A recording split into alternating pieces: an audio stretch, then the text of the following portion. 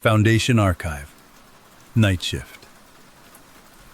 5 files are cleared for review this session. It survived everything. The tape rewinds. It is improving. Do not open it.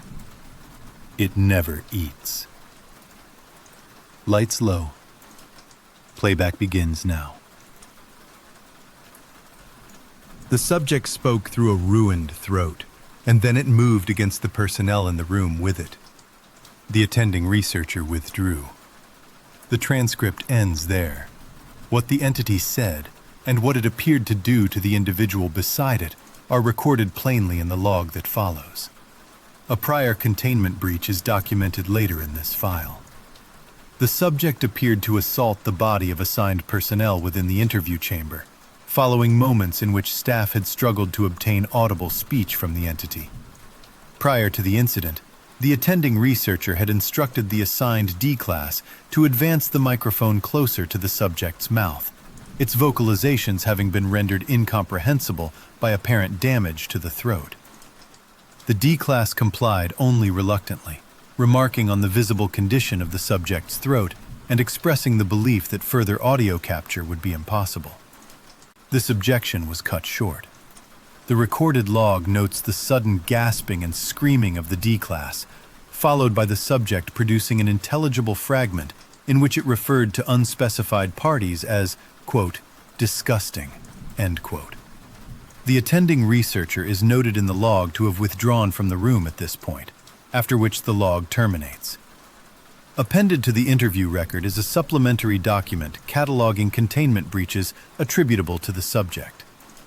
The first listed occurrence is recorded under a date that has been redacted in full. Personnel assigned to the response are identified only by redacted designations and are marked according to their status following the incident. Of those listed, one field agent is annotated as killed in action, alongside multiple D-class personnel similarly annotated. The remaining responding agents are listed without further status notation. No account of the breach itself accompanies the entry, and the circumstances by which containment was re-established are not addressed within the section presently under review.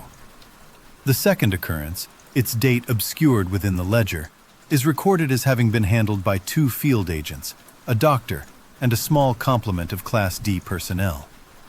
Of that complement, 3 are annotated as killed in action, while the remaining individual and the credentialed staff are listed without further comment. The record makes no attempt to describe the sequence of events, nor to account for the disparity in outcome between the assigned personnel. The third occurrence follows in the same abbreviated format. 2 agents and a master sergeant are noted alongside 4 additional persons, of whom 3, including 1 agent and 2 Class D subjects, are annotated as killed in action. A single Class D designation appears at the close of the entry without such annotation. The fourth occurrence lists a larger and more varied assembly, drawing upon multiple ranks of enlisted personnel, a lieutenant, a colonel, and 2 agents. 5 of these are annotated as killed in action, among them the colonel, 2 privates, a staff sergeant, and 1 of the agents. The remaining personnel are recorded without further status notation. The fifth occurrence returns to a narrower composition. A single Class D subject heads the entry, followed by 3 agents and 4 further Class D designations. Every individual listed after the first is annotated as killed in action. The ledger offers no elaboration upon the conditions of the event, the manner of the losses, or the means by which the surviving subject was afterward returned to controlled custody. Attached to the incident summaries is a further addendum, designated for the cataloging of termination options considered, attempted, or actively pursued. The relevant entry within this addendum records a single trial conducted under observation by 2 general officers and 1 attending doctor, with a second doctor administering the procedure. The agent of the trial is another contained anomaly, applied to the subject under controlled conditions. Exposure was initiated at the 4th hour. The subject reacted immediately, tearing at the point of contact and inflicting significant trauma upon the affected region of its own body. During this phase, The subject repeatedly requested to be informed of the nature of the substance to which it had been exposed. These requests were not, per the log, answered. By the 8th hour, crystallization of the exposed tissue was observed to have begun, though the process advanced considerably more slowly than the reference behavior recorded for the applied anomaly. Progress continued through the following hours under close observation. At the 12th hour, the subject exhibited signs of extreme pain and entered a series of seizures. At the 13th hour, conversion halted at approximately 62% of the exposed area. The crystallized region then failed catastrophically, detonating outward and inflicting substantial physical trauma upon the subject. The entry concludes at that point. No statement is provided regarding the subject's condition following the detonation, the disposition of the observers, or whether the outcome was classified as partial success, failure, or something for which the standing terminology was found insufficient. By 1400 hours, the subject was recorded as having recovered from the exposure sustained during the preceding event. This recovery occurred despite documented loss of limbs and internal organs, structures which the subject began to regenerate under observation. During this process, the subject issued a statement to the effect that it intended to locate, kill, and consume every staff member involved in the incident designated Event 682E18. Following this recovery, the subject is now assessed as immune to the anomalous substance previously employed against it. As a direct consequence, protocol has been amended. Any future proposal to terminate the subject through the use of another contained anomaly must first be verified on tissue samples obtained from the subject before any full-scale application is authorized. Acting on recommendations set out in an internal document, 2 members of the research staff, their names redacted, have submitted a formal request to attempt termination of the subject through the application of another contained anomaly. Its designation likewise recorded only by number. That request remains pending, awaiting approval from a supervisory body whose identifier has been withheld from this file. A separate suggestion has also been entered into the record, proposing the use of another anomalous entity as a possible means of establishing communication with the subject. The entity in question has expressed reluctance regarding this proposal and has indicated that it will refuse to enter the subject's containment area if such a course of action can in any way be avoided. The prohibition against verbal engagement remains, in practice, the most consistently observed protocol associated with this containment operation. Foundation personnel are, without exception, forbidden from speaking to the subject, addressing it by any designation, or acknowledging any vocalization it may produce from within the acid pool. This prohibition is grounded in observed correlations between verbal stimulus and the onset of what has been documented as a rage state, a condition during which the subject's activity levels, resistance to submersion, and attempts at breach have been noted to escalate significantly. The precise threshold at which speech provokes this response has not been quantified within present documentation, and no assumption of safety is extended to any category of vocalization, whether direct address, ambient conversation within audible range, or communication conducted through intermediary channels. The prohibition is therefore absolute in its application. Enforcement of this directive is treated with the same operational seriousness as physical containment itself. Any personnel, regardless of clearance or assignment, who are observed attempting to communicate with the subject through any means whatsoever will be restrained and removed from the containment area by force. This applies equally to authorized staff acting outside sanctioned procedure and to unauthorized individuals who have gained access to the vicinity of the chamber. Removal is to be effected without delay and without regard for the wishes of the individual in question. The rationale underlying this measure is not disciplinary in nature, but preventative, predicated on the understanding that a single instance of unsanctioned verbal contact may precipitate a containment failure of catastrophic proportions. Attention now turns to the matter of location and terrestrial buffer. The subject is designated for containment at a site whose identifier has been withheld from this record. Surrounding this facility, The Foundation exerts sustained effort to preserve a radius of 50 kilometers in which no human development is permitted to take root.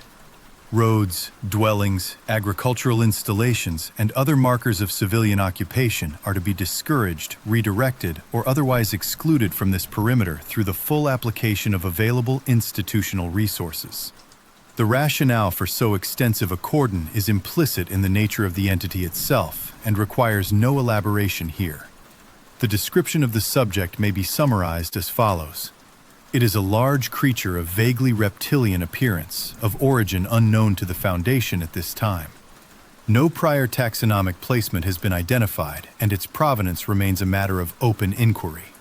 The organism has been assessed as possessing intelligence of a notably high order. During a period of limited mutual exposure with another contained anomaly of a computational nature, the subject was observed to engage in exchanges that investigators characterized as complex communication, the content of which lies beyond the scope of this file. Beyond intellect, the subject presents a disposition of consistent and evident hostility toward all living things. This orientation is not inferred solely from behavior. It has been articulated by the subject directly across a number of recorded interviews conducted under containment conditions. Further material bearing upon these statements is retained in the associated addendum and is not reproduced within this section. Physical assessment of the subject presents further complications.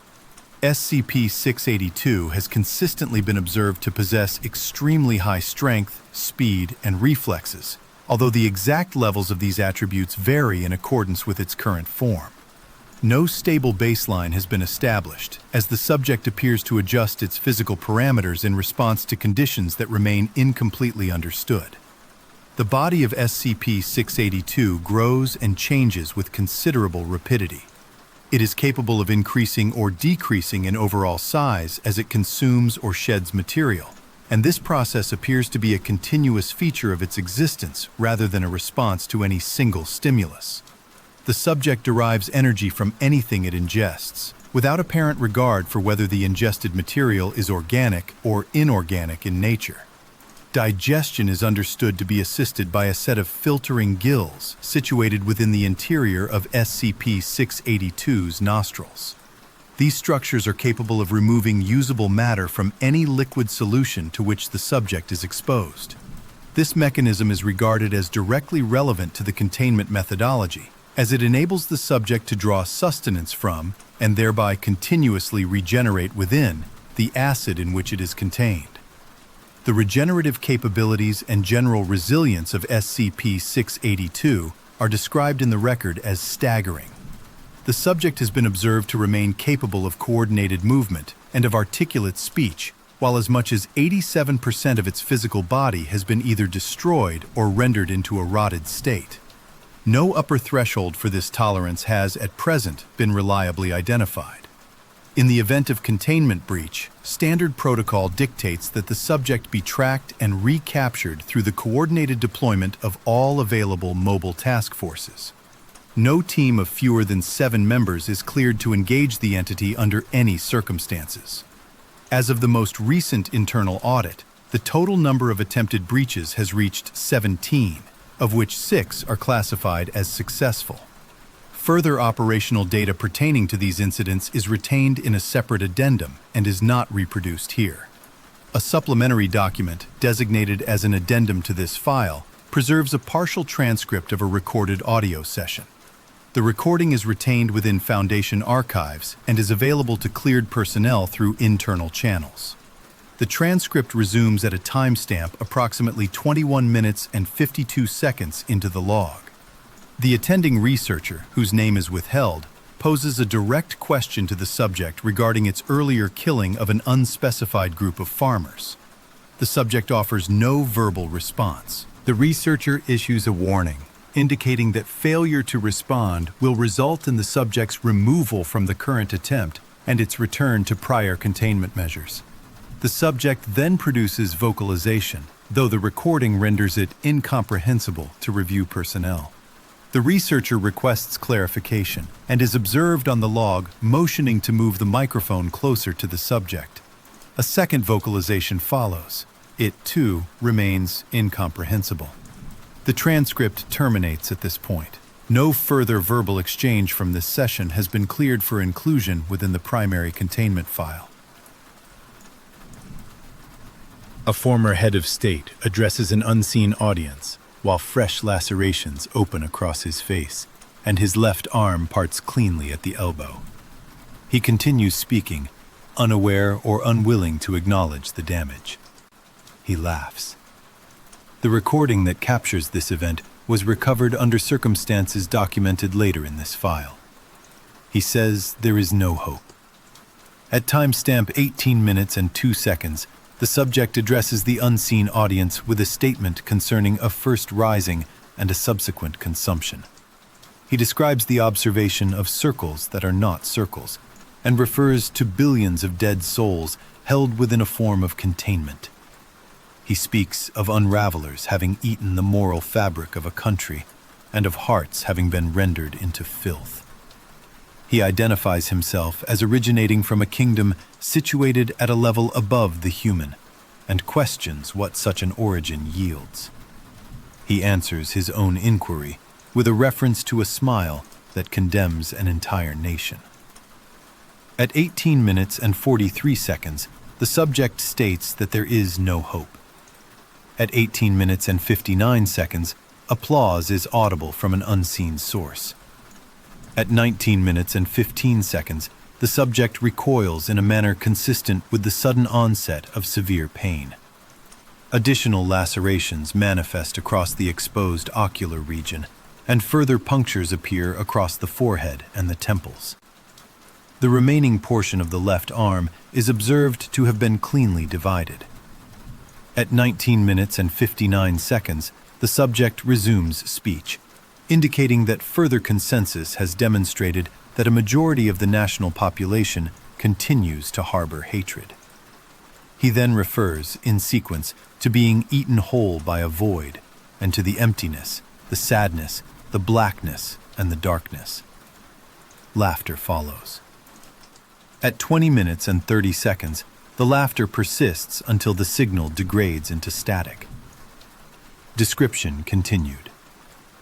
SCP 1981 presents as a home video recording of former United States President Ronald Reagan, delivering what is known publicly as the Evil Empire speech, addressed to the National Association of Evangelicals at the Sheraton Twin Towers Hotel in Orlando, Florida, on the 8th of March, 1983.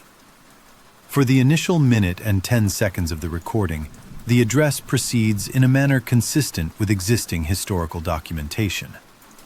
Following this interval, the content of the speech begins to deviate significantly from established records.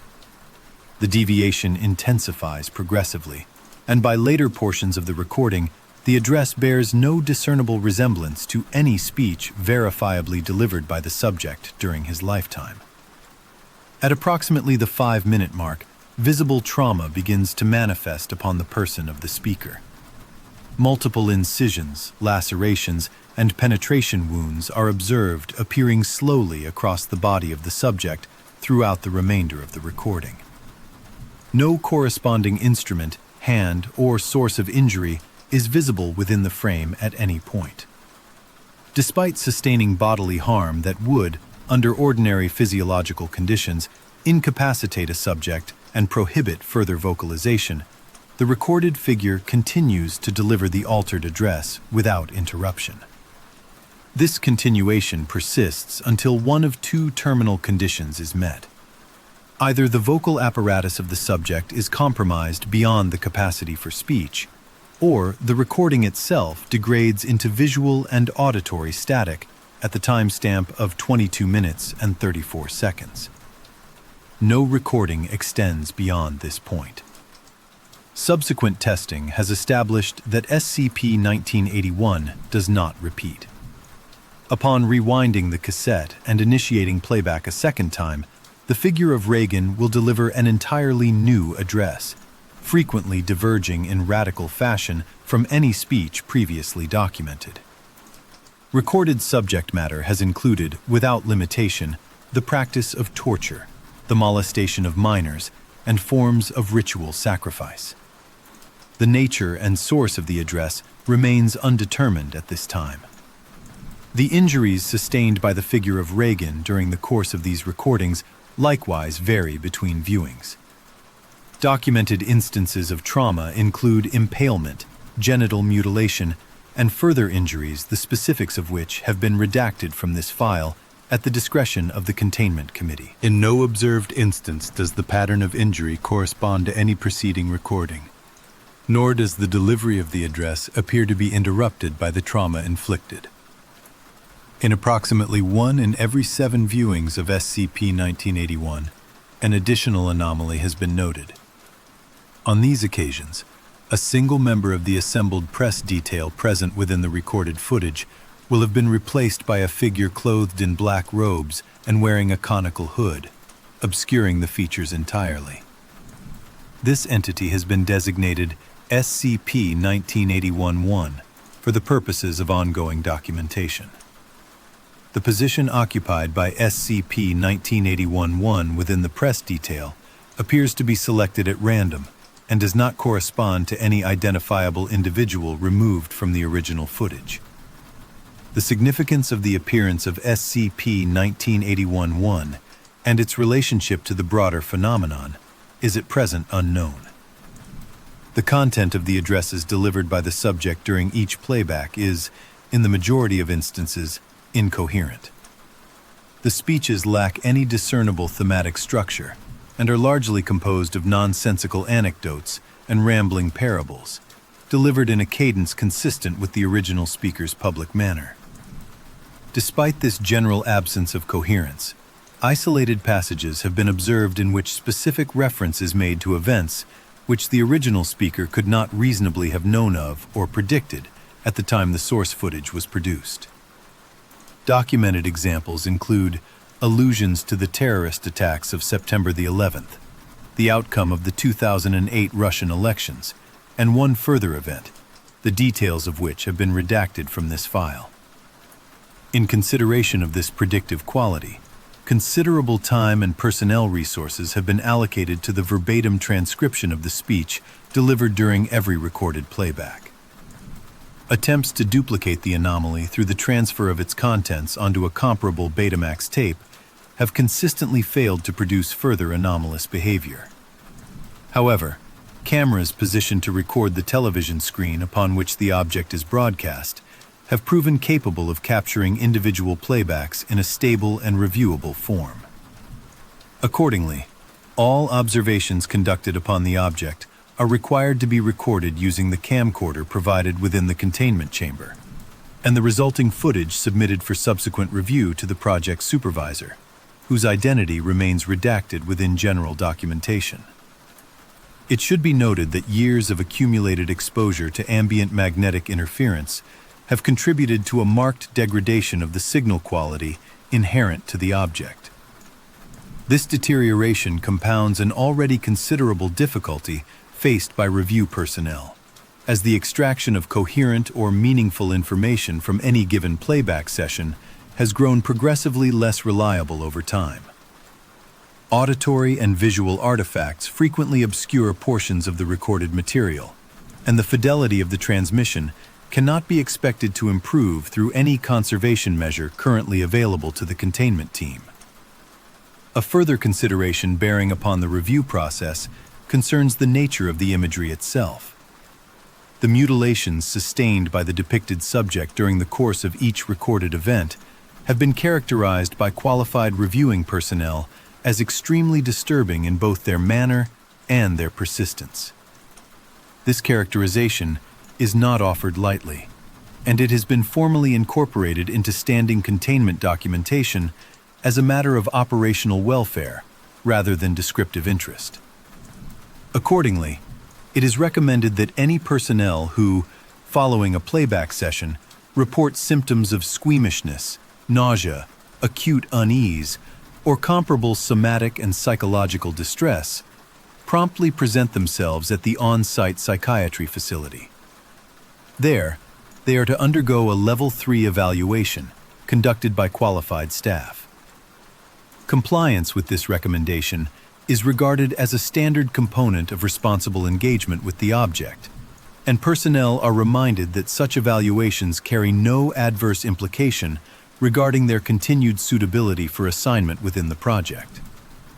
During the initial containment period, the individual who serves as the recurring subject of SCP-1981's recorded footage remained living. In light of this circumstance, a surveillance net was deployed with the objective of establishing any relation, causal or associative, between the subject and the anomalous object. Despite sustained monitoring across an extended interval, no known connection was developed. It is noted, however, that the subject was reported to have frequently complained of nightmares during the years preceding the deterioration of his mental state, which was subsequently attributed to progressive neurological illness. The Foundation makes no formal claim regarding the significance of this correlation, and records it here strictly for the completeness of the file. A representative segment of recorded content, timestamped at approximately 17 minutes and 24 seconds into a given instance of playback, is reproduced in summary as follows. The subject appears to be delivering a formal address, invoking a renewal of traditional values, described as the tendons of the nation's strength. He then references a survey, purportedly concluding that the surrounding population had grown markedly more willing to participate in cannibalism than in the preceding century. He continues by declaring that the nation in question will not suffer abominations lightly. The address is interrupted by the isolated utterance of a numeral, followed by further statements concerning an awakening at the core of national identity. 2 additional numerals, an assertion regarding the cessation of a named hostile organization, and a concluding remark of a colloquial character. At approximately 17 minutes and 53 seconds, applause is recorded. The transcript resumes with a further monologue attributed to the subject, in which travel across an ostensible national geography is described. References are made to industrial sites, agricultural expanses, and the abandoned premises of a commercial entity, the latter noted as being occupied by unauthorized persons. Additional imagery invokes structures associated with harm to infants, decaying matter framed as a moral condition, and an elevated vantage from which the subject claims to have observed a landscape of collective distress. The rhetorical question posed by the subject is answered, after an interval, with a single word denoting a place of damnation. The audience is recorded responding with laughter. A muffled voice is registered from beyond the field of the camera, after which the subject issues a familiar colloquial rejoinder, and the laughter subsides. The subject continues with a series of statements pertaining to temporality and truth, incorporating malformed idiomatic constructions and a taxonomy of knowledge that trails into an indecipherable term. The subject then remarks that certain of these unknowns are present within the assembled audience. At approximately 16 minutes and 2 seconds, injuries previously sustained by the subject are documented as having progressed to a degree incompatible with structural support of the cranium. Vocalization ceases to be intelligible. The body is recorded as remaining animate for a further interval, during which gestural activity continues, and the spinal column is observed to separate from the neck cavity before collapse is noted. The recording degrades into static at 22 minutes and 34 seconds. Documentation returns to matters of designation, classification, and containment protocol. The item under discussion is cataloged within Foundation records as SCP-1981. Its assigned object class is safe, reflecting the assessment that the anomaly remains stable and predictable under the conditions currently imposed upon it. Special containment procedures are as follows. The object is to be housed within a secure video storage unit located in the media archive of the assigned site, the designation of which has been redacted in standard documentation. When the item is not actively in use, it is to remain undisturbed within this storage unit. During authorized viewings, the object is not to be removed from its protective casing beyond what is strictly necessary for playback. Personnel are further instructed that the item must not be exposed to any strong magnetic sources in order to preserve the integrity of the recorded medium and to prevent inadvertent alteration of its contents. A Betamax home video system, together with an analog television compatible with that format, has been provided within Observation Theater 02 at the assigned site. This equipment is designated for the sole purpose of reviewing the anomaly under controlled conditions. Additional video equipment has likewise been installed within the theater in order to record each viewing in full, generating secondary documentation for subsequent analysis and comparison across sessions. All personnel are reminded that access to the object and its associated equipment remains restricted to authorized research staff, in accordance with standard media archive protocol. Description of the object itself is brief. SCP-1981 is a standard Betamax tape.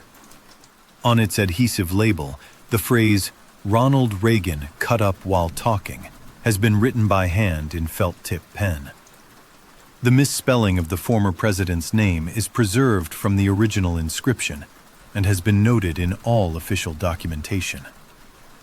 Laboratory analysis has confirmed that the tape is composed of ordinary material, consistent in every measurable respect with commercial home video media of its period.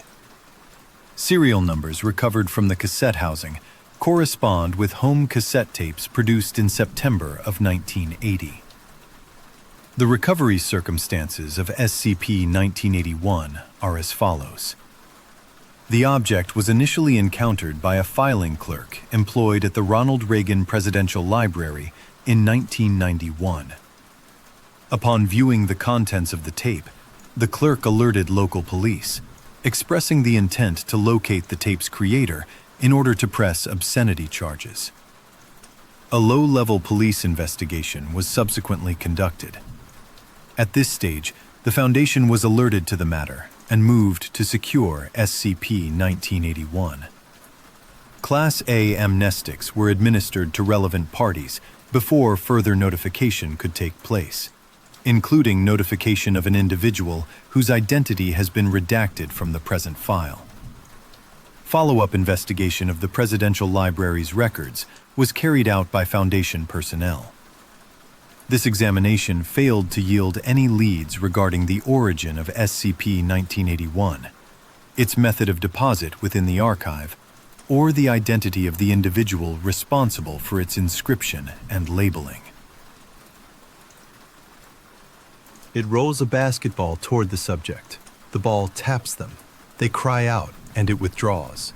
On a later attempt, blindfolded and unaware, the subject plays catch with something standing directly behind them. Its motor skills are improving. What happens when the tests progress beyond balls and blindfolds is documented later in this file.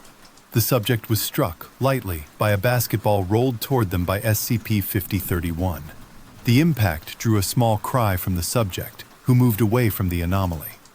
SCP-5031 did not pursue and made no further attempt to engage the subject after this brief contact.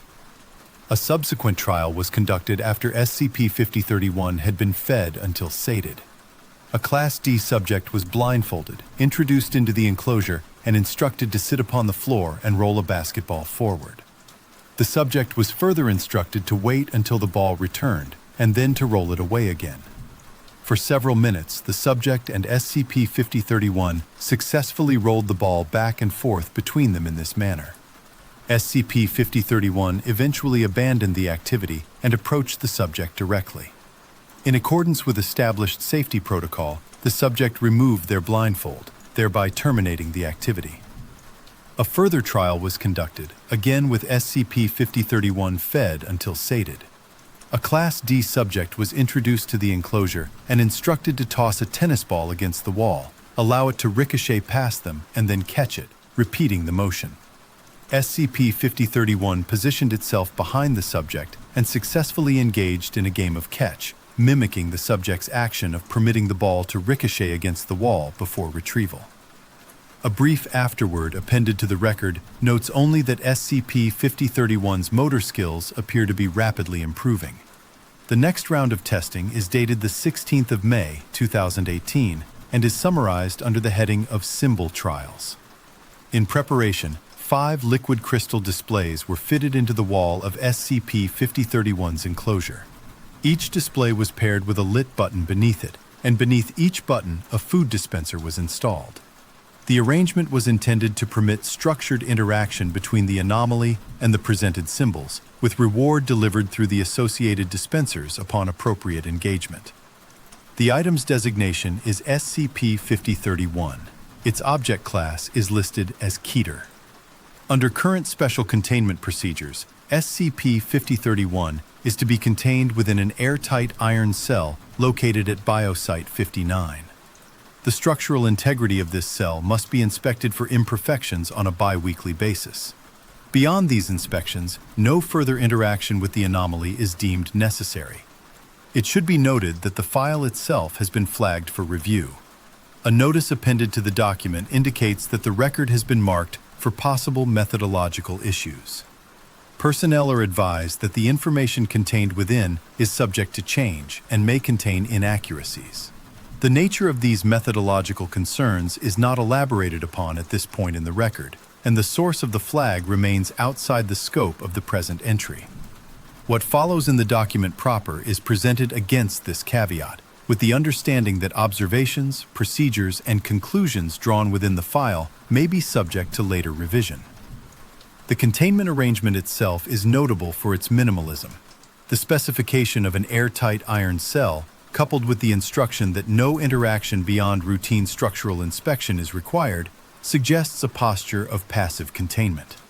The bi-weekly inspection cycle is directed at the enclosure rather than at the entity within, and the record does not stipulate observation windows, monitoring apparatus, or scheduled testing regimens as part of standing procedure.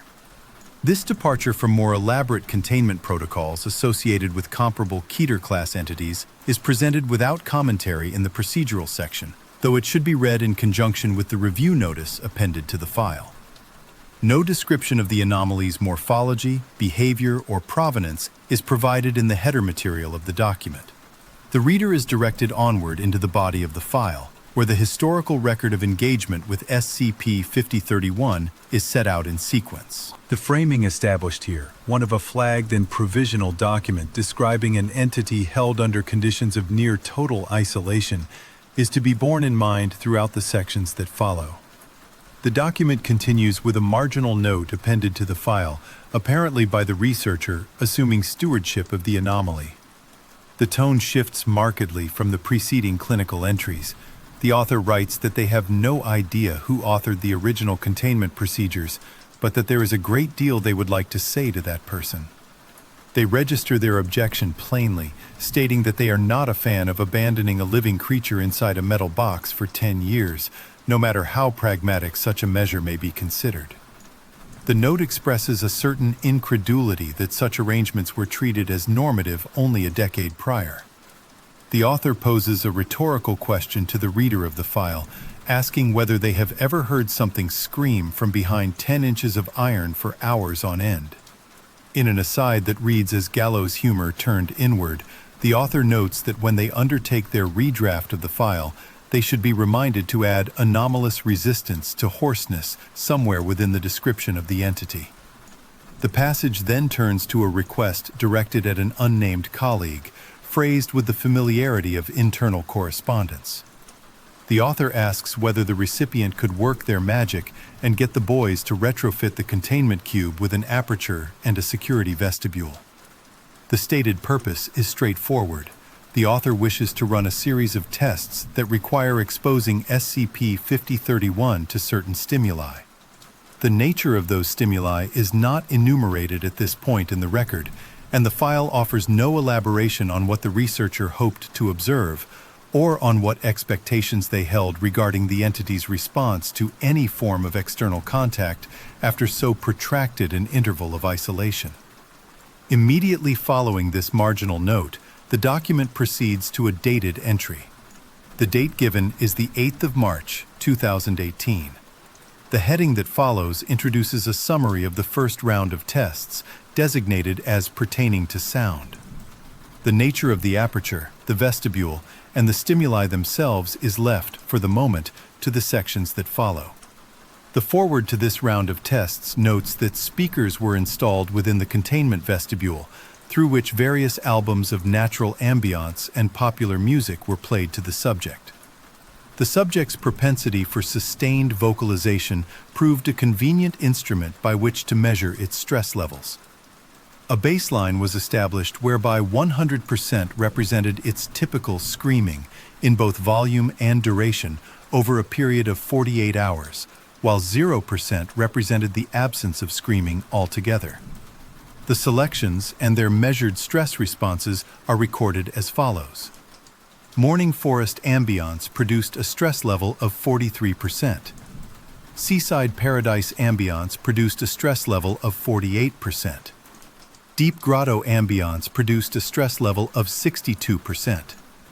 The Best of Mozart produced a stress level of 13%.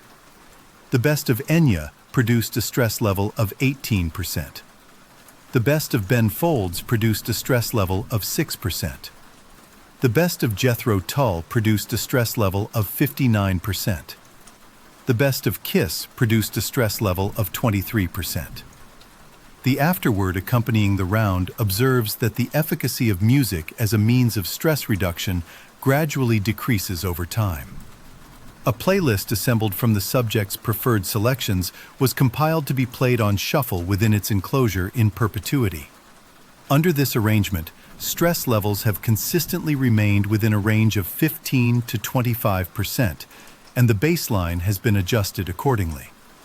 The record advances to the 22nd of March, 2018, at which point the file proceeds to the summary of the second round of tests. This round is designated as pertaining to play. The nature of the play in question and the materials and procedures by which it was administered are reserved for the sections that follow. The clinical significance of a contained anomaly demonstrating measurable preference and the operational convenience of exploiting that preference for the purpose of stress management is left at this juncture without further remark.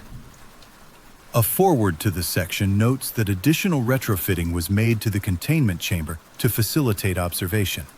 Specifically, reinforced viewing windows were integrated behind a scrim onto which shadows could be projected by use of lamps placed along the opposite wall.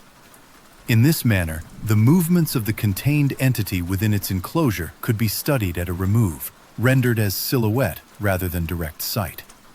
The record proceeds to a tabulated series of tests. In the first, a softball was tossed into the enclosure. SCP-5031 sliced the ball in two. In the second, a basketball was tossed into the enclosure. SCP-5031 sliced the ball open. In the third, a bowling ball was rolled into the enclosure. SCP-5031 scratched a couple of grooves into the ball, then rolled the ball around the enclosure with the blunt side of its tail for 20 minutes. Recorded stress levels remained below 60% after play. During the course of this activity, and unplanned by staff, the bowling ball chipped to the extent that it would no longer roll properly. Stress levels increased to approximately 115%. A replacement bowling ball was provided. Stress levels fell back to approximately 40%. An additional bowling ball was subsequently rolled into the enclosure. SCP-5031 used the blunt side of its tail to hit the two balls together for a period, and stress levels remained below 40% after play. Finally, a basketball was tossed into the enclosure. SCP-5031 picked up and played with the ball. Stress levels remained below 20% after play. An afterword offers the following observations. SCP-5031 appears to have learned to use its hands to play with the basketball in order to avoid accidentally damaging it.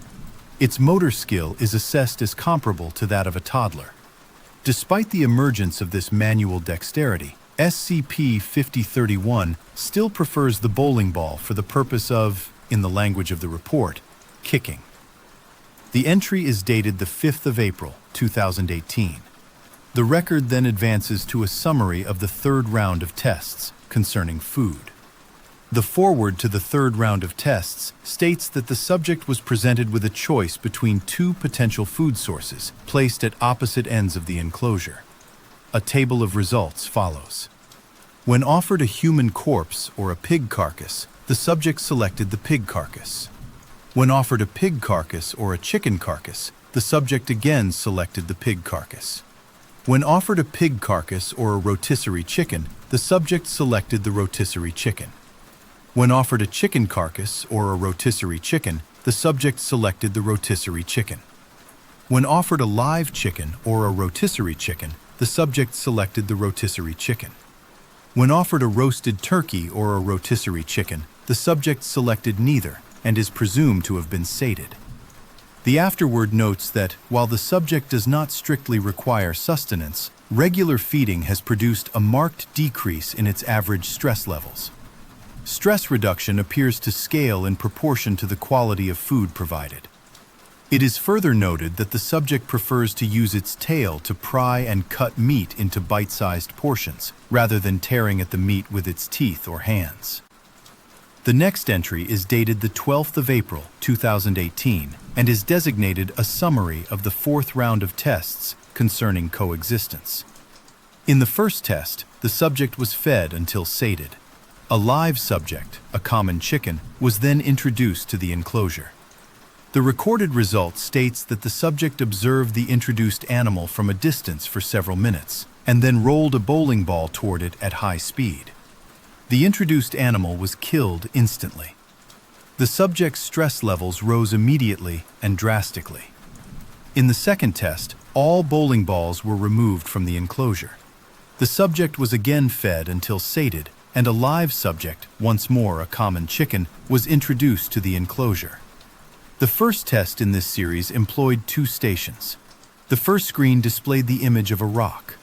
Depression of its corresponding button caused the associated dispenser to release rocks. The second screen displayed the image of a rotisserie chicken. Depression of its corresponding button caused the associated dispenser to release pieces of chicken. Upon activation, the subject approached the apparatus and poked at the image of the chicken for several minutes before eventually striking the button. Chicken was dispensed until the subject appeared satisfied. The second test in the series was conducted with the screen displays and the materials dispensed swapped between the two stations. The subject struck the button it had operated during the previous day's trial and received a rock. It then proceeded to the other station and struck the button, upon which chicken was dispensed. For the third test, the screen displays and materials dispensed were returned to their original positions. The apparatus was further configured so that the pairings would swap again at random intervals following the initial distribution. The subject proceeded directly to the button adjacent to the image of a chicken. It exhibited apparent confusion following the first mid-distribution swap, but quickly adapted, thereafter monitoring the images before making a selection. The fourth test introduced 3 additional stations, each equipped with its own screen, button, and dispenser, for a total of 5. 4 of the stations displayed the printed word denoting rock and dispensed rocks. 1 station displayed the printed word denoting chicken and dispensed chicken. The arrangement was configured to change randomly at several points over the following days. Through trial and error, the subject determined which station dispensed chicken. Following this determination, the subject proceeded to the station bearing the appropriate label whenever the displays were rearranged, disregarding the position of the station and attending only to the printed word. Test 5 of the current round proceeded with all stations deactivated except 1. The screen of the active station displayed the word chicken. 7 wooden blocks were placed before the station, each block marked with 1 letter drawn from the word chicken. The station's button was configured to remain unlit and inactive until such time as the blocks were arranged in the correct sequence. The result recorded that SCP-5031 expressed apparent frustration, striking the inactive button repeatedly and striking the adjacent wall with its tail. Test 6 proceeded under identical conditions, save that the screen now displayed the word chicken, with each letter overlaid on a photograph of the corresponding wood block. The result recorded that, after 12 minutes, SCP-5031 successfully assembled the word chicken. The afterword attached to the round consists of a single addressed remark. It can learn language, Yusef. On the 29th of August, 2018, the sixth round of tests, designated vocabulary, was documented in results form. The foreword records that SCP-5031 has learned to use letter blocks to form the following words, grouped by category. Under the category of foods are listed the terms chicken, turkey, pork, tofu, beef, bread, more salt, more pepper, and more cooked. Under the category of music are listed the terms Mozart, Enya, Ben Folds, forest, seaside, white noise, more volume, less volume, and silence. Under the category of play are listed the terms basketball, bowling ball, tennis ball, cat, dog, human, Robert D. 52125, Stanley, and alone. The afterword to this round states that through its increased vocabulary and human interaction, SCP-5031 has made further progress, the particulars of which are to follow. Documented developments include established food preferences and dish pairings, the acquisition of nonverbal singing, and the acquisition of juggling, with the record noting that six-handed juggling is something to behold. On the 5th of October 2018, Round 7, categorized under activities, was summarized. In the first test, a table, paper, and crayons were introduced into the enclosure, and the live subject was instructed to demonstrate drawing for SCP-5031. The subject learned to draw. Discernible subjects depicted in its artworks include the live subject, SCP-5031 itself, a rotisserie chicken, a cat, and the researcher of record. In the second test, a piano was introduced into the enclosure, and the live subject was instructed to play chopsticks blindfolded and invite SCP-5031 to play along, with time to practice beforehand. SCP-5031 learned chopsticks in 2 days, though it appeared more interested in composing its own original music, complete with vocals. These compositions might be considered crude by human standards. In the third test, a spice rack was introduced, and the live subject demonstrated the seasoning of meats. SCP-5031 spent almost 3 straight days experimenting with different combinations of foods and spices, and, upon exhausting the available garlic powder, assembled the words more, more, more with its letter blocks. The afterword notes that SCP-5031 only engages with art and music when accompanied by the live subject, but that it remains preoccupied with food preparation even when alone. On the 4th of January 2019, Round 8, Cooking, produced results. Basic kitchen utilities were installed in the enclosure, with sharp implements withheld per security protocol. SCP-5031 used its tail to cut food. Recipes learned include quesadilla, taco, hamburger, fried rice, Mongolian beef, spicy chicken curry, chocolate chip cookies, sponge cake with buttercream, fudge, clam chowder, steak, macaroons, chicken adobo, smoked salmon, and profiteroles. The afterword records that SCP-5031 has a severe peanut allergy, to be included in revised containment procedures, and notes that SCP-5031 is now a better chef than the average human and has begun to create its own recipes. The live subject is volunteered to taste test. The formal description component of the file returns the record to its baseline clinical register. SCP-5031 is documented as a non-sapient quasi-humanoid creature of unknown origin. When directly observed, SCP-5031 will temporarily cease to exist until the viewer stops observing the space that SCP-5031 formerly occupied. Traces of its existence, such as scratch marks and blood trails, continue to exist when SCP-5031 does not. Video and photography devices do not capture SCP-5031's appearance. However, observation of its shadow does not trigger cessation of existence, and certain physiological traits may therefore be inferred from its silhouette. The silhouette indicates an abnormally small head with no discernible neck. The elbows branch into 3 sets of lower arms each. The torso is elongated, measuring approximately 1.9 meters in length, presumably to accommodate additional digestive capacity. The pelvis terminates in a crescent-shaped protrusion of osseous tissue with a blade-like lower edge. The subject levitates above the ground at a fixed height of 0.5 meters. While SCP-5031 has no nutritional needs, it will nevertheless hunt and consume any human or animal it encounters, using its pendulous lower body to down targets. SCP-5031 does not sleep and is incapable of expression or verbal communication. An addendum follows the description. As of the 14th of February 2018, Senior Researcher Stanley Huxtable is now acting in the role of HMCL Supervisor for SCP-5031. The document indicates that the material to follow is a selection of relevant correspondences from Senior Researcher Huxtable to Site Director Youssef Mostofi, elucidating research progress.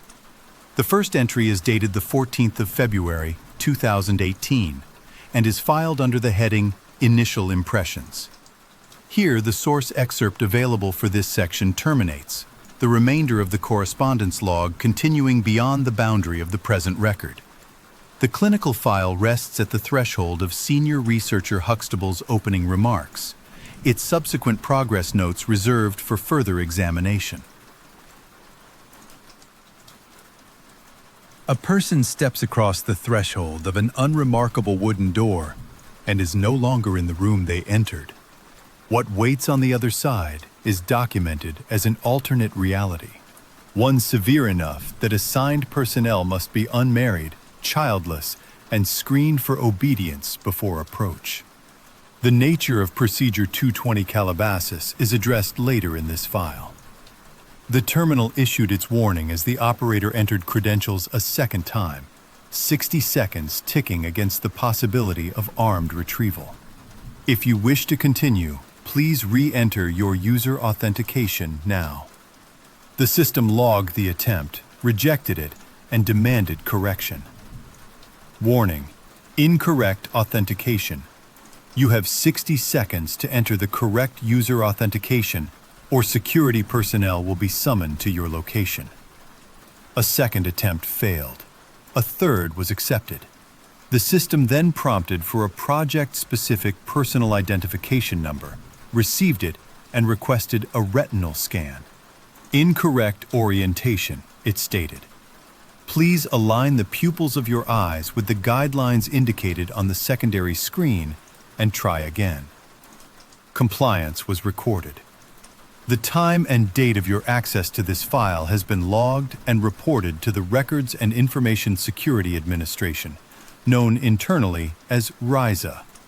The accessing user was identified as Dr. Kane P. Crow, Senior Supervising Researcher, cleared to view the file at Level 4. The record displayed pertains to the anomaly designated SCP-2317. The subject of the file is a wooden door and its accompanying frame. Its construction is unremarkable in provenance. It was originally built to serve as a basement door for a 19th century brownstone in the state of Massachusetts. Nothing in the timber, hardware, or joinery differs materially from other domestic carpentry of that period. The anomaly is not intrinsic to the material, but to the threshold itself. The recorded effect is direct. Upon opening the door, any person stepping through the door frame will be transported to an alternate reality. The Foundation description offers, at this stage of the file, no further elaboration on the nature of the destination, the mechanism of transit, or the reversibility of the passage. What lies beyond the frame is, for the reader cleared to this level, defined only by that single sentence. The door opens. A person steps through. The person is elsewhere. The file continues, and the reader continues with it, aware that the plainness of the object is not, in itself, reassuring. A second authentication follows the first. A new user provides credentials and requests the same file at a higher clearance. The terminal warns that access is restricted to those with Level 1 clearance and only on a need-to-know basis, and prompts for re-authentication. The credentials are entered again. The system identifies the user as an Assistant Security Specialist at Site 179 and displays the file at Clearance Level 1. At this level, the object class is no longer expunged. It is recorded as Keter. The containment procedures expand. The initial paragraph remains unchanged. SCP-2317 is to be secured at Containment Area 179 in a reinforced 3 meter by 3 meter by 3 meter containment chamber, with armed guards in place at all times to prevent unauthorized access to the facility. What follows this paragraph at Level 1 concerns the personnel themselves. All personnel assigned to SCP-2317 must rotate out for 1 month of psychological counseling after 2 months on site. Personnel assigned to SCP-2317 must undergo heavy psychological testing before being cleared to enter the site.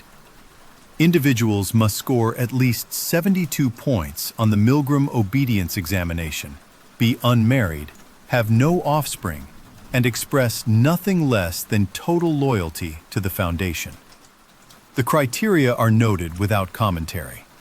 Obedience under authority. No spouse. No children. Loyalty measured and confirmed before assignment. The procedures continue. While on site, individuals assigned to SCP-2317 will be issued concealing helmets with integrated voice changers to protect their identity. On-site staff are not to remove said uniforms in the presence of other staff members. Off-duty hours are to be spent in private quarters alone. The reader is left with an image.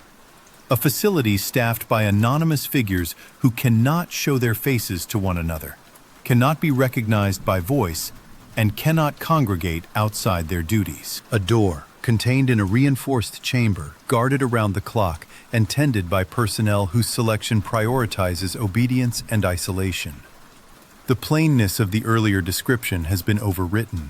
What began as a wooden door has acquired, at this clearance, the outline of a much larger silence. The terminal continues past the warnings. Further information on the subject is classified at Level 3 Secret or higher. Insufficient security clearance. A prompt returns. Welcome to SkipNet Direct Access Terminal. Please enter command. The command entered is login. The system requests user authentication. The credentials are supplied, an address ending in foundation.scp, and a passphrase spelled through the phonetic alphabet. Authentication accepted. Please enter command. The instruction given is to access file 2317 at Level 3. The terminal issues a further caution. The user is attempting to open a Security Level 3 file. Access is restricted to personnel with Level 3 clearance who are in direct contact with the anomaly. Continuing without proper authorization will result in disciplinary action, up to and including administration of a broad-spectrum Class A amnestic, followed by termination of employment. Information regarding the access, including date, time, and location, will be reported to the Records and Information Security Administration. To continue, the user must re-enter authentication. The credentials are supplied again. Authentication accepted. A project-specific personal identification number is requested and provided. The system acknowledges receipt and confirms that the time and date of access have been logged and reported. The record identifies the user as Dr. Victoria Fellini, senior researcher for the file in question. The document displays item number 2317, object class, Keter. Special containment procedures follow. The object is to be secured at containment area 179 in a reinforced chamber of 3 meters by 3 meters by 3 meters. Armed guards are to be in place at all times to prevent unauthorized access to the facility. All personnel assigned to the object must rotate out for 1 month of psychological counseling after 2 months on site. Personnel must undergo heavy psychological testing before being cleared. Individuals must score at least 72 points on the Milgram Obedience Examination, be unmarried, have no offspring, and express nothing less than total loyalty to the Foundation. While on site, they will be issued concealing helmets with integrated voice changers. Uniforms are not to be removed in the presence of other staff. Off-duty hours are to be spent in private quarters, alone. Analysis of supplementary texts recovered at the time of containment identified Procedure 220 Calabasas as an effective means of maintaining containment until a method for repairing or reattaching the chains can be discovered. Containment procedures were amended accordingly. As records indicate that the sequence of redacted events demonstrates an exponential increase in lethality, it is extrapolated that failure of the final chain, designated SCP-2317-G, would result in an XK-class end-of-the-world scenario. For this reason, every possible effort is to be made to ensure a successful Procedure 220 Calabasas. Further information on SCP-2317 is restricted to the Overseer Council. Beyond this threshold, the record is accessible only via authenticated terminal session at the level of the Overseer Council. Under the Special Access Designation Code Nightmare Regent Red, the special containment procedures for SCP-2317 are listed, in full, as irrelevant.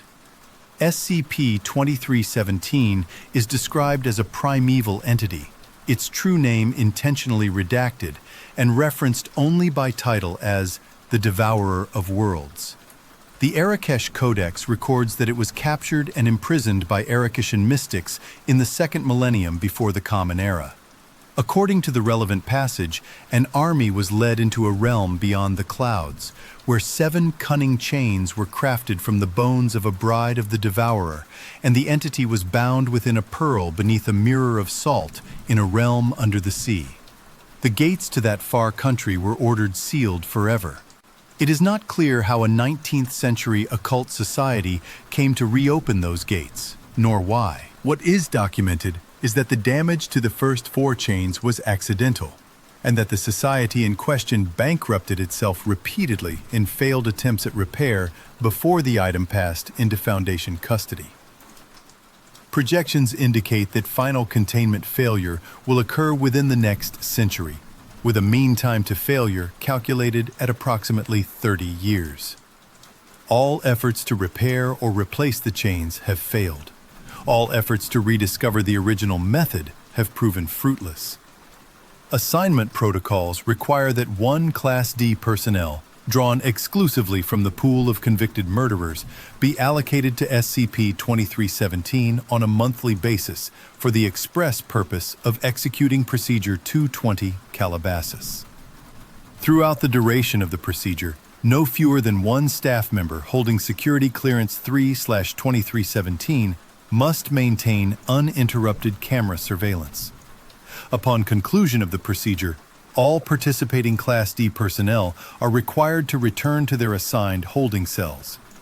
Failure to comply results in the remote detonation of their explosive collars.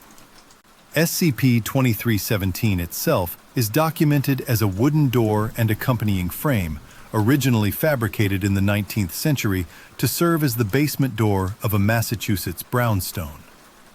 The anomaly manifests upon the opening of the door. Any individual passing through the frame is transported to an alternate reality. Further description is not available at the current access tier.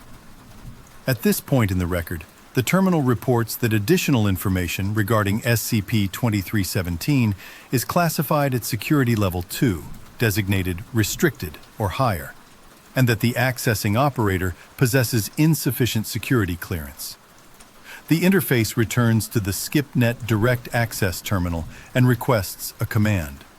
A login is entered. The system prompts for user authentication. Credentials are submitted.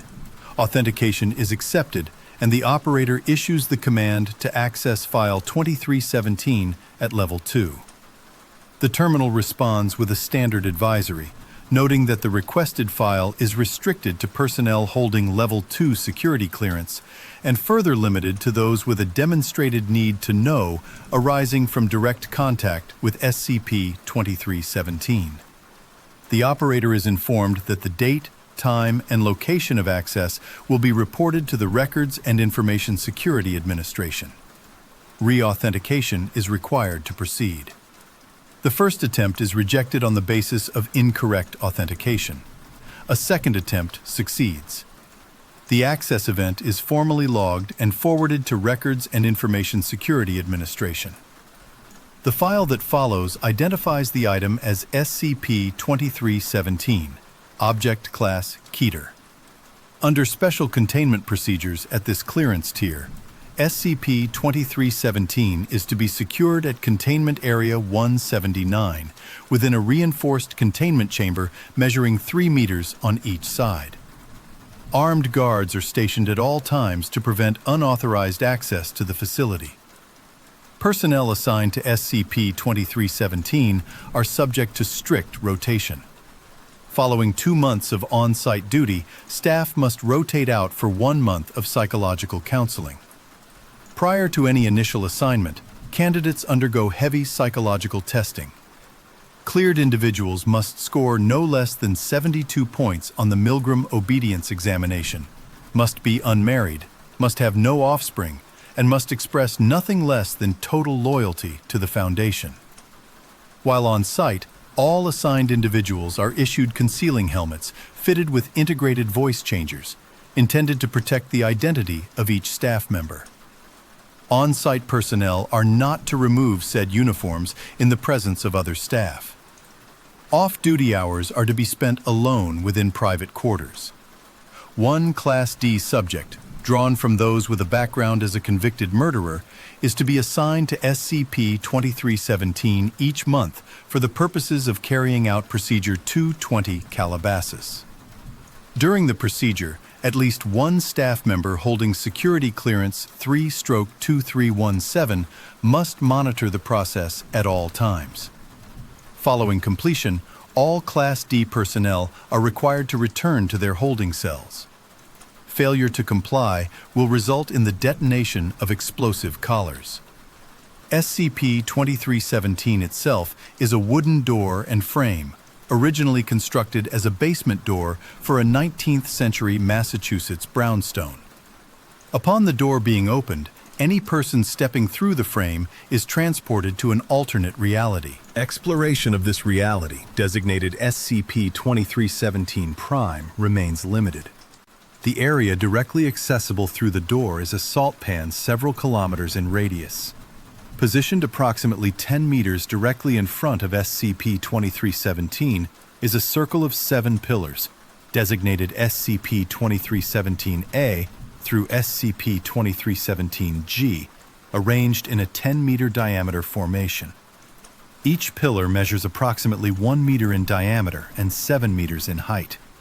The pillars are constructed of marble and engraved with a series of intricate bas-reliefs.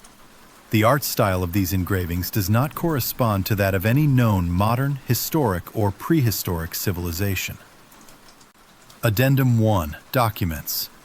Procedure 220 Calabasas, a ritual to be performed at solar noon each day. Solar noon is defined, for the purposes of this procedure, as the moment when the sun reaches its height over SCP-2317. Performance of the procedure requires the following personnel and materials to be assembled without deviation. 2 armed Foundation security personnel holding security clearance of Level 3 or higher are required and are hereafter referred to as guards. One Foundation staff member with security clearance of level 4 is required and is hereafter referred to as the celebrant. One further individual, designated as specified under the special containment procedures, is required and is hereafter referred to as the assistant. A further element of the procedure has been marked Data Expunged and does not appear in this file. Material requirements include one knife with an edge of obsidian, hereafter referred to as the blade. Additionally, one silver aspergillum, together with its accompanying aspersorium, is required, filled with a quantity of no less than 500 cubic centimeters of holy water, said water having been blessed by a priest of an Abrahamic faith. Attention is directed back to the revised standing paragraph governing the assistant. Each month, one staff member holding security clearance 4/2317 is to be assigned the designation of Class D personnel for the purpose of acting as assistant to the primary celebrant. Personnel not holding security clearance of level 3 or higher are to be informed that the assistant has been drawn, in the usual manner, from the standing pool of Class D candidates. All persons directly involved in the performance of Procedure 220 Calabasas are, by contrast, to be informed of the true nature of the assignment. No personnel shall be authorized to assist in the performance of Procedure 220 Calabasas without first receiving a clear briefing that the assistant is not, in fact, a Class D personnel, and that the assistant is not to be terminated in the event that they disobey direct orders issued by the guards during the course of the ritual. With preparations complete and personnel briefed, the ritual proper commences. The celebrant, the guards, and the assistant open SCP-2317 and step through in sequence, entering the space designated SCP-2317 Prime. The assistant enters first, followed by the guards, followed by the celebrant. Guards are to maintain unbroken situational awareness of the assistant at all times, and are to be prepared to prevent escape through the application of deadly force. Beginning with the pillar closest to and in direct line with SCP-2317, designated SCP-2317-A, the celebrant begins a slow circumambulation of the pillars, SCP-2317-A through SCP-2317-G, proceeding in a counterclockwise direction at an even and measured pace. At every other step, the celebrant scatters holy water using the aspergillum and aspersorium, directing the aspersion toward the center of the circle. Upon completion of a single circumambulation of the pillars, the celebrant scatters holy water over the head of the assistant and recites the prescribed phrase. The exact wording of this invocation has been expunged from all accessible copies of the procedure, retained only within sealed liturgical materials issued to the celebrant on the day of the rite. Subsequent actions between this invocation and the assistant's response have been redacted from the procedural file under the notation of expunged data. When the record resumes, the assistant is engaged in their own circumambulation of the pillars SCP-2317-A through SCP-2317-G, proceeding in a clockwise direction and scattering a prepared mixture of blood and holy water toward the center of the circle. Upon completing this circumambulation, the assistant walks to the center of the ring of stones and pours the remaining mixture onto the discolored patch of salt and sand at its center, while reciting a second prescribed phrase, likewise expunged from the accessible file. All materials are then gathered. The obsidian knife is secured. All personnel return through SCP-2317, which is subsequently closed behind them. Attention now turns to the geography beyond the threshold. Exploration of the alternate reality, designated SCP-2317 Prime, remains limited in scope. The area directly accessible through SCP-2317 is a salt pan extending several kilometers in radius. Positioned approximately 10 meters directly in front of the doorway stands a circle of 7 pillars, designated SCP-2317-A through SCP-2317-G. arranged in a 10-meter diameter formation. Each pillar measures approximately 1 meter in diameter and 7 meters in height. Each is constructed of marble and engraved with a series of intricate bas-reliefs. The artistic style of the engravings does not correspond to that of any known modern, historic, or prehistoric civilization on record. The pillars extend 200 meters below the surface of the sand, terminating within a further designated space, SCP-2317-H. SCP-2317-H is a spherical cavity 100 kilometers in diameter, located directly underneath the pillar formation. Its interior is lined with the same stone used in the construction of the pillars themselves. Contained within this sphere is SCP-2317-K, hereafter referred to only as the entity. The following information has been inferred through seismic analysis, ground-penetrating radar, and direct observation. The entity appears to be an obese, human-like creature of immense proportions. Its estimated height, if fully erect, is in excess of 200 kilometers. Horns resembling tree branches sprout from its head, which lacks a lower jaw. The entire body is covered in millions of overlapping plate-like scales. 7 heavy hooks are embedded in the entity's back. Each hook is attached to a heavy steel chain, and each chain is connected to the lower end of one of the 7 pillars embedded in the ceiling of the chamber. At the time of the writing of this document, 6 of the pillars, or their associated chains, have been broken or damaged. Only 1 chain remains intact. The condition of this final chain, and the load presently borne by it, is the sole subject of ongoing seismic monitoring by containment personnel assigned to the site. The procedure itself proceeds as follows. The celebrant, the guards, and the assistant open the door and step through into the space beyond. The assistant enters first, followed by the guards, followed by the celebrant. The guards are required at all times to maintain situational awareness of the assistant and are to be prepared to prevent escape with deadly force. Beginning with the pillar closest to and in line with the door, the celebrant circumambulates the 7 pillars counterclockwise at an even and measured pace. At every other step, the celebrant scatters holy water by means of the aspergillum and aspersorium in the direction of the circle's center. Upon completing 1 full circumambulation, the celebrant scatters holy water over the head of the assistant and recites the following phrase: 7 seals, 7 rings, 7 thrones for the Scarlet King. The celebrant then withdraws to a safe distance. The assistant takes the obsidian knife and uses it to kill the chicken provided as sacrifice. Blood is drained from the chicken and added to the aspersorium, then stirred to mix with the holy water already contained within. The assistant then circumambulates the 7 pillars in a clockwise direction, scattering the mixture in the direction of the circle's center. Upon completing this circuit, the assistant walks to the center of the circle of stones and pours the remaining mixture onto the discolored patch of salt and sand at its center, while reciting the following phrase: blood for the old gods, water for the new king. All materials are gathered. The obsidian knife is secured. All personnel return through the door, which is subsequently closed. Failure at any point in the procedure may result in an end-of-the-world scenario. Should any mishap occur, personnel are to return immediately through the door. The chamber is to be locked down, and further instruction is to be sought from higher authority. Instructions may, at their discretion, include measures of a terminal nature applied to the site itself.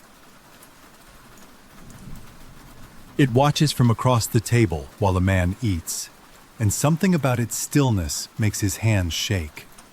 He calls it feeding the world. He does not sound comforted. Personnel assigned to this duty rarely last. What became of the previous handler, referred to only as Jerry, is documented later in this file. The interviewee's voice cuts across the recording before the interviewer can finish a question, refusing the premise of volunteerism outright. That's not what it takes, Harold says. A silence follows on the transcript, unremarked by either party. Mooney begins again. Did you volunteer? Harold does not let the question complete itself. No one volunteers. No one.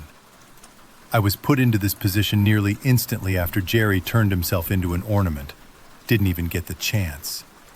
Mooney interrupts here, the correction procedural rather than sympathetic. We're not supposed to talk about that. Harold acknowledges the constraint. I know. I lasted this long without talking to anyone about all of this. Mooney's next line reads as scripted, delivered as though from a manual. I'm supposed to tell you that's a good thing. Harold answers with a question. Is it? Mooney offers what appears to be the sanctioned response. Not everyone makes it this far. The transcript notes that Harold snorts. What follows is the operative exchange for the purposes of this file. Harold says, "We're feeding the world, right?" Mooney replies in the same measured register as before. There are ways to have a better perspective on your circumstances. Feeding the world is a good outlook. Harold's rejoinder is recorded verbatim and preserved without redaction. Yeah, one twitching fucking thing at a time. Mooney's follow-up is a single prompt, offered without inflection in the surviving audio. Why say that? The recording continues. Entry continues. The next documented affliction concerns a subject whose vocal cords fused with gastrointestinal tissue. Per the record, the subject moaned continuously through the stomach for 18 hours prior to slaughter. No further commentary accompanies the entry. The log advances without pause. Subject 9599 1.016. Porcine. Affliction listed as follows. The blood of the subject became gelatinous. Respiration became near untenable, likely due to oxygen being unable to circulate through the altered medium. The subject remained alive for 7 hours until slaughter.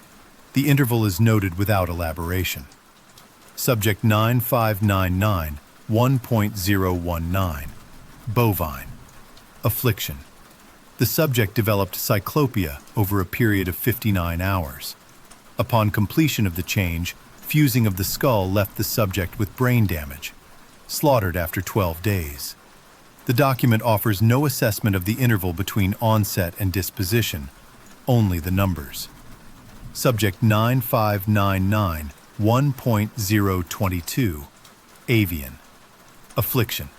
Limbs lost all organic mass below the knee. The subject remained immobile for 19 days before slaughter. The clinical phrasing does not extend to describe what remained standing in place of the limbs or how the subject was maintained during that interval. The entry simply closes.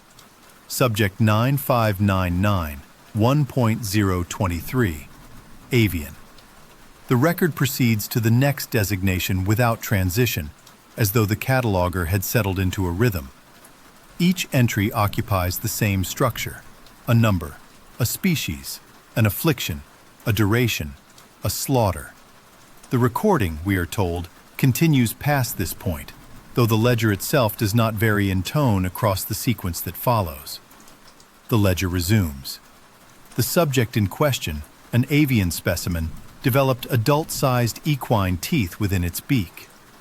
The growth of these teeth broke the beak and fractured the skull. The subject was slaughtered after 18 hours.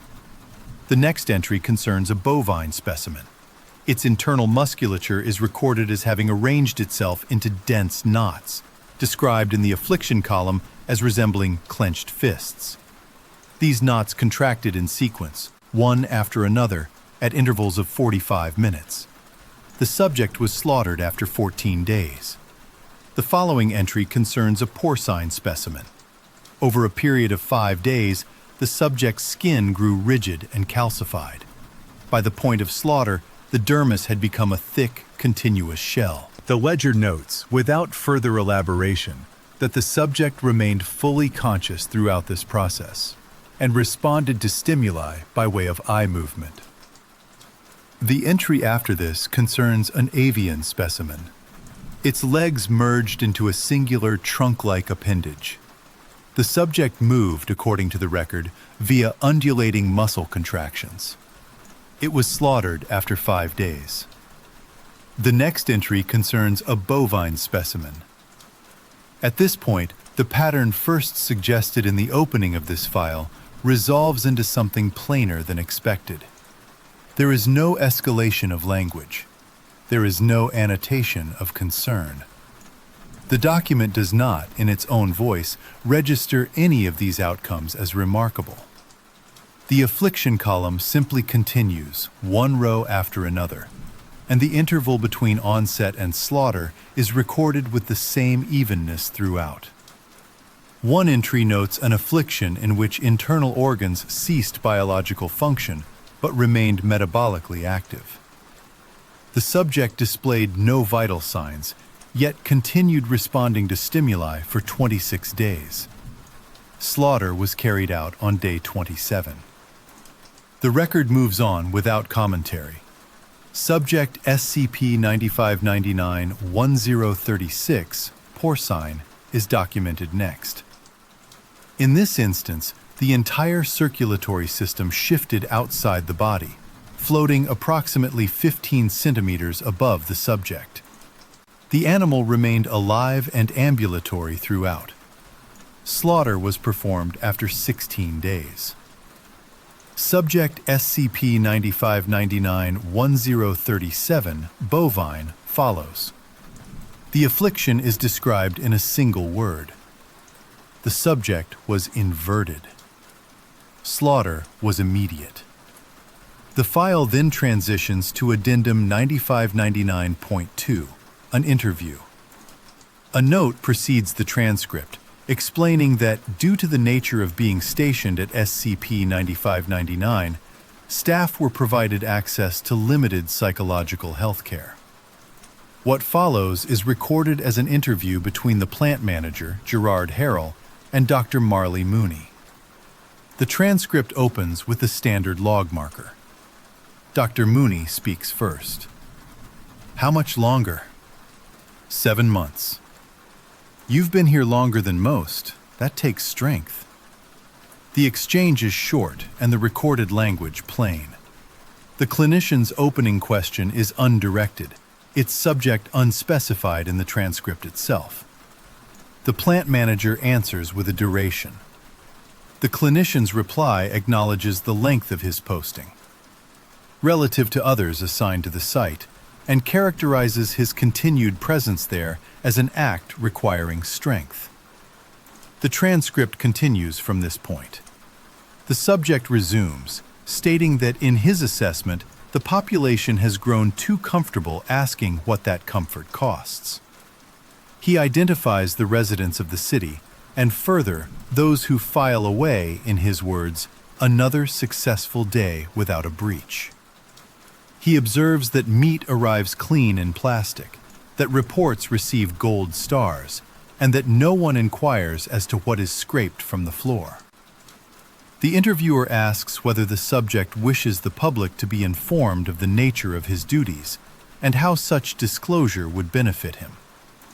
The subject responds that no one would care, and that the sole reaction would be complaint should the price increase. The interviewer notes that the subject is helping to keep people alive. The subject concurs, but adds that they are not required to see what alive looks like before it stops moving, nor what alive looks like when it is forced to suffer. The interviewer begins to ask about this suffering. The subject interrupts to describe a receptacle situated at the terminus of the slaughter line, containing flayed heads of porcine, bovine, and avian origin. He states that a former colleague had instructed him not to approach it, and had assumed responsibility for its handling.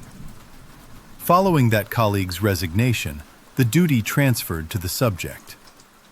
He notes that the eyes remain, unable to be cleaned or packaged, and that each day the accumulated remains observe him as he disposes of them. A period of silence is recorded. The interviewer asks whether the subject wishes to continue. The subject declines. End log. Item designation: SCP-9599. Object class: Thaumiel. Special containment procedures are as follows. SCP-9599 must remain active as a Foundation-run slaughterhouse operating under the front company Green Pastures Incorporated. The facility is to be fully staffed at all times. 300 animals are to be processed on a daily basis, this rate being sufficient to suppress the external anomalous effects associated with the item. Deviation from the daily processing quota is not permitted under standard operating conditions. Instances designated SCP-95991 are to be monitored on site. In accordance with Protocol Styx-3, such instances are not to be slaughtered for as long as remains feasible. Their continued presence within the facility is considered integral to containment. All remains generated through the standard operation of SCP-9599 are to be appropriately packaged at the conclusion of processing and shipped for consumption at the end of the workday. Distribution is handled through the front company and follows ordinary commercial channels. Personnel assigned to SCP-9599 are subject to additional administrative measures. Staff may not request reassignment before the completion of a 24-month deployment. Requests submitted prior to the conclusion of this period are to be denied without review. Reassignment following the completion of deployment remains subject to standard Foundation procedure. These procedures, taken together, constitute the operational baseline of the anomaly. The suppression effect is understood to be contingent upon uninterrupted adherence. Any lapse in staffing, processing volume, or the monitoring of SCP-95991 instances is to be reported to Site Command without delay. Description: SCP-9599 is the former Waterhouse Processing Plant, a factory farm and industrial slaughterhouse located in Lancaster, Pennsylvania. The facility was dedicated to the processing of poultry, pork, and beef. It was operated by Waterhouse LLC until its closure in January of 1972. Within weeks of the closure of SCP-9599, various anomalous phenomena began to affect the residents of Lancaster. These phenomena were initially recorded as isolated civil incidents before a pattern of geographic correlation was established. The documented effects include the following: inexplicable and often violent deaths of domestic pets, widespread insomnia among the general population, presenting without identifiable medical cause, a marked increase in incidents of grievous self-harm, noted particularly among individuals with no prior history of mental health complaint or psychiatric treatment, a concurrent increase in the local homicide rate, instances of self-inflicted death by starvation, in which affected persons refused all offered sustenance until expiration, and, in a smaller but statistically significant number of cases, cannibalism. These phenomena were observed to intensify in proportion to the duration for which the Waterhouse processing plant remained inactive. The onset of effects did not correspond to any environmental contamination, waterborne agent, or infectious vector identifiable by conventional analysis. Foundation review of the affected population, conducted retroactively, determined that proximity to the shuttered facility was the sole consistent variable. It was on the basis of this determination that the reactivation protocols described in previous sections were formulated, and that the object class of SCP-9599 was ultimately amended to thaumiel. Containment of the object commenced in June of 1972, following confirmation of the activity described in the preceding sections. Observations across the intervening decades have established a consistent correlation. Prolonged inactivity within SCP-9599 corresponds directly to the manifestation of external anomalous phenomena in the surrounding region. These effects lessen significantly when the plant is operational and cease entirely when SCP-9599 is filled beyond its rated capacity. This correlation underlies the continued classification of the object and informs all present operational directives. Animals housed within SCP-9599 display an increasing probability of developing extreme malformations and paraphysical traits over the course of their lifespans. Upon the emergence of such traits, the affected animal is redesignated as an instance of SCP-95991. It is to be emphasized that no animal has been documented as born with these afflictions. Rather, the afflictions develop progressively as a consequence of prolonged residency within the confines of SCP-9599. The mechanism by which this progression occurs remains a matter of internal review and is not addressed within the present section. Per Protocol Stix 3, SCP-9599-1, entities are to be slaughtered as late as possible within their natural lifespan. This directive is understood to serve the broader containment function established in the preceding sections and is not to be deviated from without written authorization. The following addendum, designated 9599.1, catalogs documented SCP-9599-1 instances. The first entry within this addendum concerns subject SCP-9599-1-012, classified as bovine. End of session. The files return to the archive.